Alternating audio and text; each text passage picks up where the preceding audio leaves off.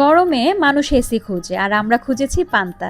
আজকে বাসায় এমন একটা আয়োজন করেছি, খাওয়ার পর ঘুম না দিলে নিজেই নিজের কাছে অপরাধী লাগবে। আর এই ঘুমের ওষুধ বানানোর প্রিপারেশনটা কিন্তু গত রাত থেকে স্টার্ট হয়ে গেছে। পান্তা ভাত কিন্তু কখনোই সাথে সাথে খেতে মজা না। তো আমরা যেহেতু আগামীকাল দুপুরে পান্তার আয়োজন করেছি, একটু লেট নাইট বলতে রাতে ১টার দিকে আমরা ২ পাতিল ভাত ভরে রান্না করে ওই ভাতগুলো ঠান্ডা করে পরে একটি বড় পাতিলে পানি সহ ঢেলে নিচ্ছি। আর ২ পাতিল ভাত আমাদের যারা খাবে পান্তা তাদের জন্যই করা। সবাই তো আর পান্তা খায় না। যেমন কিছু বাচ্চা আছে সবাই পান্তা খাবে না। বড়দের মাঝেও অনেকে পান্তা লাইক করে না। তো ওদের জন্য আবার গরম ভাত রান্না করা হবে। তাই আমাদের আপাতত ২ পাতিলেই হয়ে যাচ্ছে।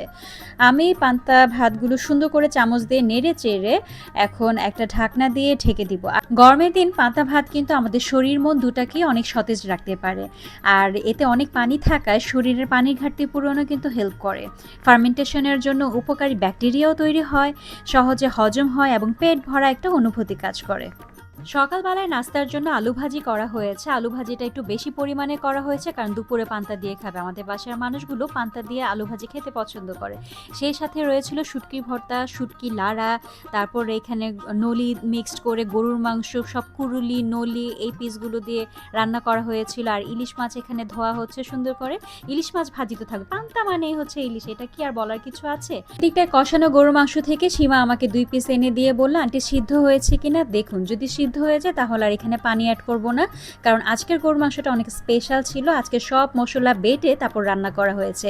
এদিকটায় মাছওয়ালা ভাই এসে দরজার মধ্যে টক টক টক টক করে যাচ্ছিল, সে নাকি মাছ নিয়ে এসেছে, আজকে মাছ রাখতেই হবে। সীমা তো সীমা শরীফ খুবই বিরক্ত ছিল, আজকে বাসায় অনেক ঝামেলা, ভাই আজকে অন্তত পক্ষে মাছ দিয়েন না। আর সে বারবার রিকোয়েস্ট করছিল আজকে চিংড়ি মাছ এনেছে, এগুলো বাছাবাছির কোনো ঝামেলা নেই, ডিরেক্ট ফ্রিজে রেখে দেবে। কিন্তু আমার শাশুড়ি তখনও ঘুম থেকে না উঠায় বেচারা মাছওয়ালা ভাই আজকে মাছ দিয়ে যেতে পারেনি। আর আমরাও রিস্ক নিয়ে মাছ নেইনি, কারণ জানি না আসলে ফ্রিজে এখনও এই মাছ আছে কি না। যাই হোক, শরীফ তাড়াহুড়ো করে রুম টুম গুছিয়ে কিচেনে চলে এসেছে, কারণ আজকেও টুকটাক অনেক ঝামেলা আছে। পান্তা মানিয়ে যে সহজ খাবার মোটেও না। এই ছোটোখাটো সহজ খাবারগুলো আমরা অনেক ঝামেলা করে করি, লাইক পান্তা ভাত, খুদের ভাত, এগুলো।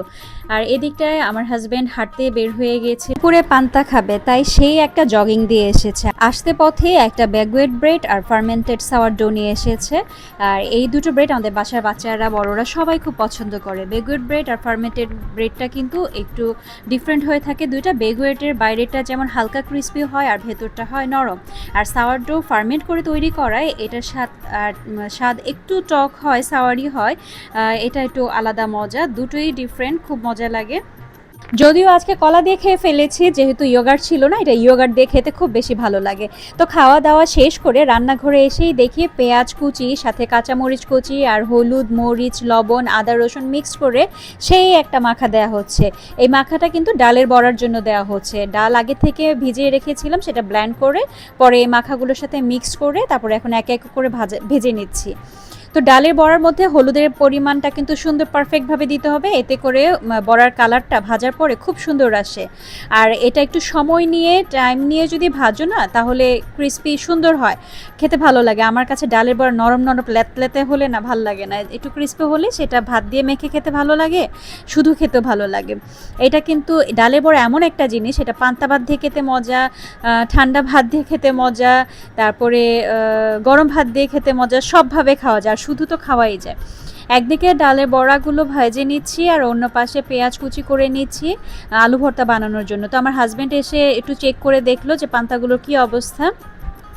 এটার পান্তাটা যে রাতে ভিজিয়ে রাখা হয়েছিল, ওই যে একটা ঘ্রাণ আসে, ওই ঘ্রাণটা এসছে নাকি। তো আমাকে বলছিল কয়েক পিস লেবু স্লাইস করে দাও আর কয়েকটা কাঁচামরিচ দিয়ে দাও, দেখতে খুব সুন্দর লাগবে। আসলেও পান্তার মধ্যে কাঁচামরিচ দিয়ে দিলে আর লেবু স্লাইস করে দিলে কিন্তু খুব ভালো লাগে। তো সীমা আমাকে আলুগুলো ছেড়ে দিয়েছিল আর আমি এক হাতে মোবাইল নিয়ে আরেক হাতে মরিচগুলোকে ডলা দিচ্ছি। আর একটু লবণ লাগবে, সীমা আমাকে একটু লবণ এগিয়ে দিল।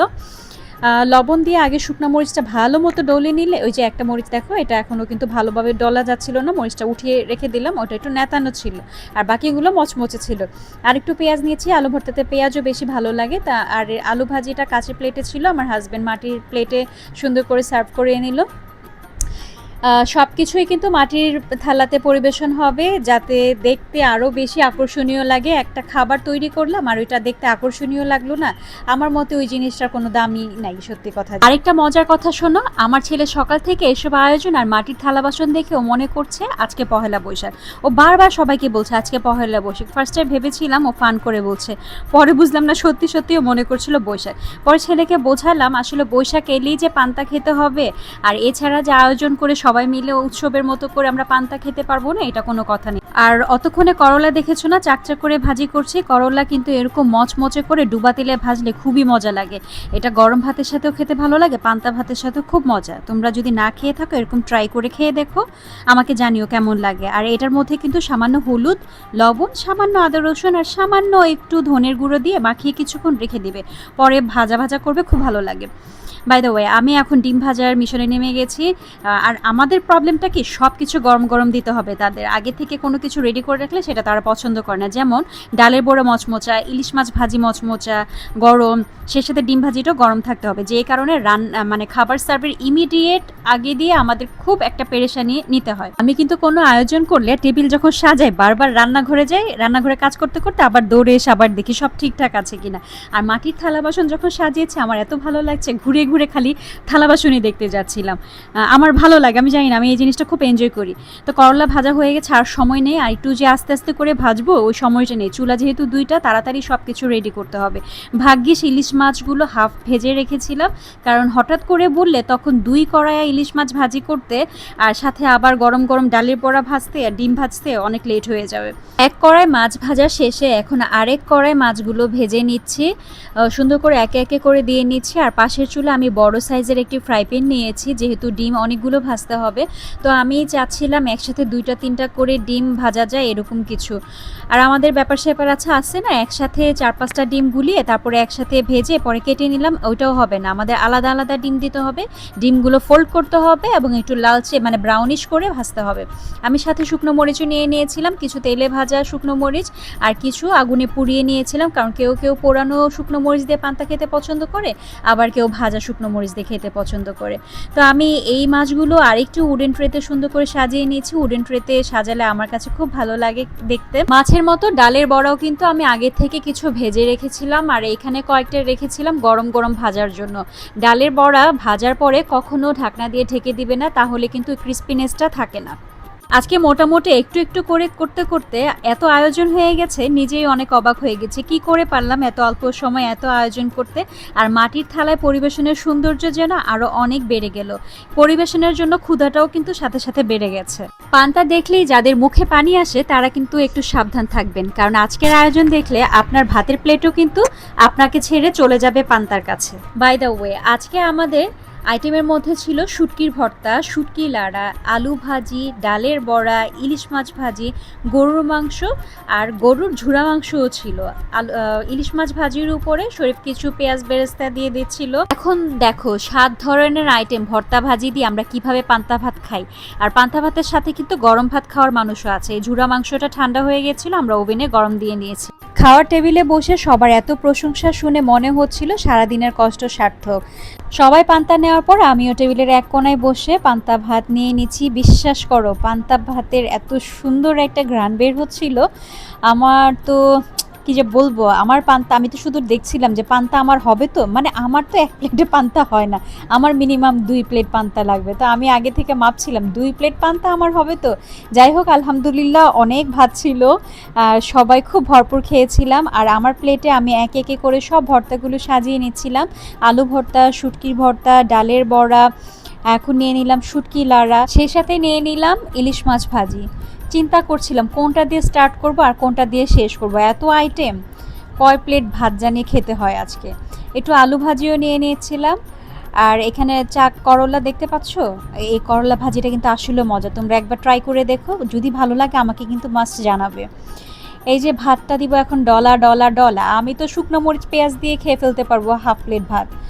এটা আমার কাছে খুব ভালো লাগে, মানে পান্তার সাথে শুকনো মরিচ আর পেঁয়াজটা যে কি যায়, যারা খাও তারা বোঝো, তাই না? ভাতটা কিন্তু ঠিক এরকম করে মাখা মাখা করে খেতে হবে, যতটা ডলবা ততটা মজা। আর এই যে ডিম ভাজি নিয়ে এনেছি, যাক ডিম দিয়ে স্টার্ট করি। পেঁয়াজটা কিন্তু কামড় দিয়ে খেতে হবে, পেঁয়াজ ভেঙে খেলে মজা পাবা না। তো আমি কামড় দিয়ে খেলে তোমরা দেখবাও না, তাই আমি ভেঙে ভেঙে নলার ভিতরে ঢুকিয়ে ঢুকিয়ে তোমাদের দেখাচ্ছিলাম। এই যে খাচ্ছি করলা ভাজি দিয়ে, করলা ভাজি দিয়ে খেয়ে তো সেই মজা লেগেছে। ডালের বড়ার কথা দিয়ে কি বলবো, ডালের বড়া দিয়ে পান্তা ভাত, সেই রকম মজা। এই যে দেখো কত মজা, শেষ বেশ খেয়ে আর নড়তে পারছিলাম না। গরুর মাংস দিয়ে পান্তা ভাত খাবো, এটা কোনোভাবেই পসিবল হচ্ছিল না। তখন শুধু একটা গরুর মাংস উঠিয়ে খেয়ে এটা টেস্টটা বুঝলাম। ওই পারে বুড়ি আর এই পারে আমি, দুইজন দুই পারে, দুইজন দুজনকে দেখে দেখে খাচ্ছিলাম। মোটামুটি অতক্ষণে সবার খাওয়া শেষ। দেখো আমি কতখানি খেয়েছি, সবার খাওয়া দাওয়া শেষ করে শরীর গুছিয়েও ফেলেছে, তারপরেও আমি খেয়ে যাচ্ছিলাম। এই হচ্ছে আমার পান্তার কাহিনী। শরীর বলছিল, আন্টি কি যেন একটা শক্ত মোটা রুটি খান আপনারা, কি ব্যাগুয়েট ব্রেড কি বলে এটাকে, একটু খেয়ে দেখি। মাংস দিয়ে ভরিয়ে ও চিবিয়ে চিবিয়ে খাচ্ছিল আর বলছিল মজা না আন্টি বেশি। ওর কাছে এই রুটিটি ভাল লাগেনি, বলে কি কি সফট নরম নরম রুটি ফালাইয়া এসব শক্ত রুটি আপনারা টাকা দিয়ে কিনা খান, জানি না কি মজা পান। যেই খাওয়া খেয়েছি, একটা গ্রিন টি না খেলে কেমনে হবে বলো। সবচেয়ে বড় কথা, পেট ভরে পান্তা খাওয়ার পর মন ভরে ঘুমের কথা তো কারোর অজানা নয়। তো ঘুমের জন্য রেডি হয়ে যাচ্ছিলাম, এক গ্লাস কোনো রকমে এক গ্লাস গ্রিন টি খেয়ে সেই একটা ঘুম দিব। এই ঘুমটা আসলে 5 স্টার হোটেলের ঘুমকেও হার মানাবে। আর এখানেই তো পান্তার সেই রিল্যাক্সিং মুডটা কাজ করে, তাই না? তো আজকের এই পান্তার আত্মকাহিনীটি কেমন লাগলো তোমাদের কাছে আমাকে কিন্তু অবশ্যই জানাবে। শান্তির বৌমার এই ছোট ছোট ভিডিওগুলো তোমাদের কেমন লাগে অবশ্যই আমাদের এটা লাইক কমেন্ট শেয়ার করে জানাবে, এতে করে আমার ইন্সপিরেশন আরো বাড়বে। আল্লাহ হাফেজ।